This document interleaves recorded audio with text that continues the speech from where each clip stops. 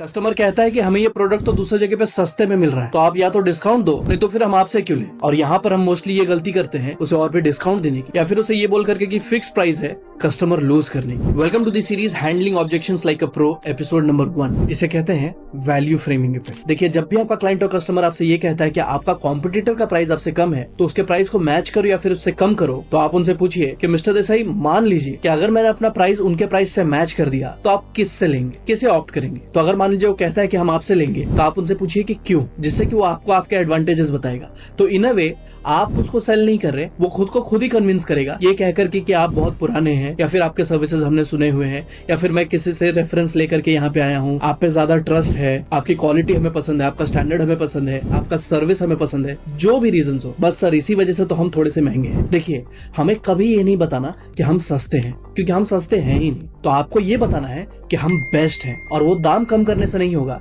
बल्कि अपनी वैल्यू बढ़ाने से होगा। लोगों को कभी भी सस्ती चीजें पसंद नहीं होती, उन्हें अपने बजट में वो बेस्ट चाहिए होता है। बट फिर भी आपसे कह सकता है कि ठीक है, फिर मैं सोच के बताता हूँ, जहाँ पे अब आप उसको एक छोटा सा इंस्टेंट डिस्काउंट या ऑफर दे दीजिए कि देसाई जी, हमारा एक ऑफर है कि जब भी क्लाइंट हमसे मीटिंग करता है या फिर कंसल्ट करता है, उसके 24 आवर्स या फिर 48 आवर्स तक एक ऑफर विंडो ओपन हो जाता है कि अगर इस बीच में आपने डिसीजन लिया तो आपको फ्लैट 10,000, 15,000, 20,000, डिपेंड करता है कि आपका प्रोडक्ट और सर्विसेज किस टिकट प्राइस का है, उसके अकॉर्डिंग आप एक इंस्टेंट डिस्काउंट उसे दे दीजिए कि अगर आपने इतना जल्दी डिसीजन लिया तो फिर आपको इससे कम में ये प्रोडक्ट या फिर ये सर्विसेज मिल जाएंगे। देखिए, अब अगर उसे ये लेना है ना, तो उसके पास बहुत टाइम नहीं है सोचने के लिए, जो कि पहले होता कि वो एक हफ्ता एक महीना तक वेट करता, यहाँ वहां और देखता। But in a way psychologically उसके अंदर अर्जेंसी क्रिएट होगी कि अगर वो मान रहा है कि आप इस चीज में बेस्ट है, या फिर वो आपके सर्विसेज से सेटिस्फाइड है, तो वो ज्यादा पैसा दे करके भी आपसे काम कराएगा, वो ज्यादा पैसा दे करके भी आपको ही चूज करेगा, बिकॉज अब उसको चाहिए कि मुझे बेस्ट चीज फिर भी थोड़े डिस्काउंट में तो मिल रही, तो मैं ये डील नहीं छोड़ना चाहूँ।